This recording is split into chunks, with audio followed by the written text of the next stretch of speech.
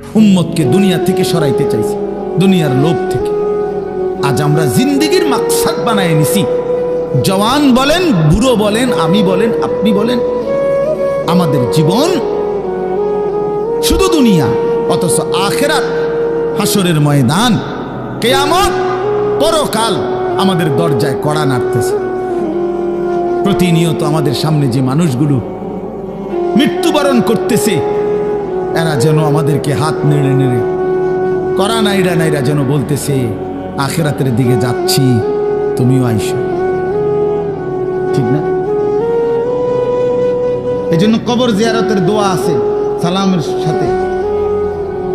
ওমর ফারুক ভাই নিয়ে যায়, আরে বেটা বেচারা আমার তে বড় বক্তা, ওরা নিচে বলছে হাই হাই। তো কবর জিয়ারতের দোয়ার মধ্যে, সালামের মধ্যে এটা অংশ আছে, আনতুম লানা সালাফুন ওয়া নাহনু লাকুম তাবাউন। হে কবরবাসী, আপনি তো আমার আগে চলে গেলেন, অচিরেই আমি আপনার পিছনে পিছনে আসতেছি। ওয়া নাহনু লাকুম তাবাউন, আমরা আপনার পিছনে পিছনে আসতেছি। আপনাকে সালাম, আপনাকে সালাম। এইভাবে তো আল্লাহ নবী সাল্লাল্লাহু আলাইহি ওয়াসাল্লাম কোরআনের আয়াতগুলো, সূরাগুলো অধিকাংশই আপনাদেরকে আমাদেরকে ভাই বুঝাইতে চাইছে আখিরাত, পরকাল। কতভাবে ইকতারাবা লিন-নাসি হিসাবুহুম ওয়া হুম ফি গাফলাতিন মুরিদুন। আল্লাহ তাআলা বলে, বান্দা, হিসাবের সময় তো কাছায়া গেল, আখিরাত তো চলেই আসলো, কিয়ামত তো চলেই আসলো, আজও তো তুমি গাফিল হয়েই রইলা। 40 বছর হয়ে গেছে, 1 বছর শেষ হইছে, এভাবে বুঝি নাফরমানিতে পড়ে রইলা বান্দা। 365 দিনে কোনদিন ছেলেরা, তোমরা যারা ফজরের নামাজ পড়ো না, তুমি বলো না বাপ, এত শক্ত এত পাষাণ কেমনে হলো?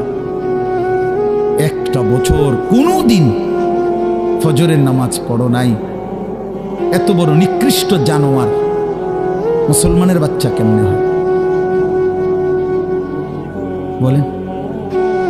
এত বড় জানোয়ার একটা মানুষের বাচ্চা কেমনে হয়? এটা কি পরিমাণ হাইওয়ান, এটা কত বড় হাইওয়ান, এটা কত বড় জন্তু, কত বড় পশু। 1 বছর 365 দিনে এই হাইওয়ান কোনদিন ফজরের নামাজ পড়ে না। শুধু 1 বছর, খবর নিলে দেখবেন 10 বছর, খবর নিলে দেখবেন 5 বছর। জানোয়ারের মতো, ইহুদির মতো, খ্রিস্টানের মতো চুল রাইখা তৃপ্তি বোধ করে, এর চাইতে অসভ্যতা, এর চাইতে নিকৃষ্ট রুচি, এত বিকৃত মানসিকতা কোন জন্তু জানোয়ারেরও হয় না। জন্তু জানোয়ার, তোমরা যে সমস্ত ছেলের চুল ইহুদির মতো, খ্রিস্টানের মতো, বেঈমানের মতো, বেটা তুমি একদম নিম্ন রুচির মানুষ, একেবারে ফসা মানুষ বেটা, তুই বেটা ফালতু লোক বেটা, তুই বেটা, তোর কোনো রুচি বলতে কিছু নাই বেটা, তোর কোনো রুচিবোধ নাই বেটা।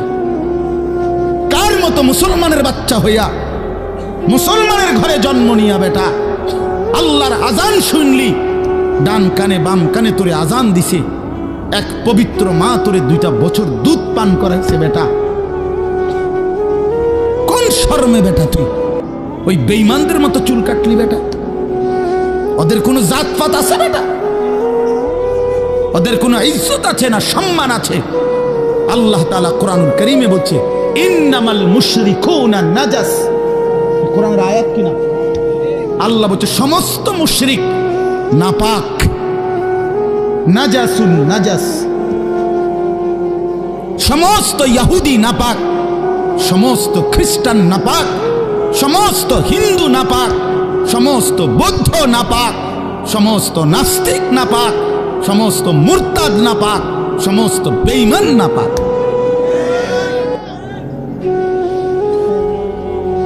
কার মতো বেটা চুল রাখলি বেটা?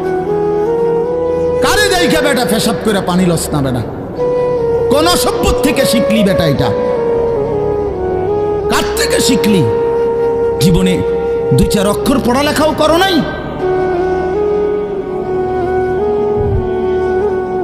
2-4 শব্দ পড়ো নাই তোমরা ছেলেরা? মানুষ এত অভদ্র অপবিত্র হয় কেন? কোরআনুল কারীমের মধ্যে আছে, আল্লাহ তাআলা বলে, বান্দা কি আজীব কথা। কোরআন শরীফে আছে, বান্দা কোনোভাবেই যদি পানি নাই, ঠিক আছে, ফাইন লাম তাজিদু মাআন ফাতায়াম্মামু সাঈদান তাইয়্যিবা, তাহলে মাটি দিয়ে, পবিত্র মাটি দিয়ে তায়াম্মুম করো, তবুও নিজেকে পবিত্র বানাও।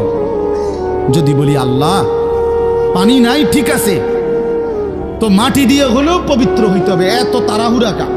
পানি আইও, পানি পাইয়া লই, এরকম শুরু করলেন।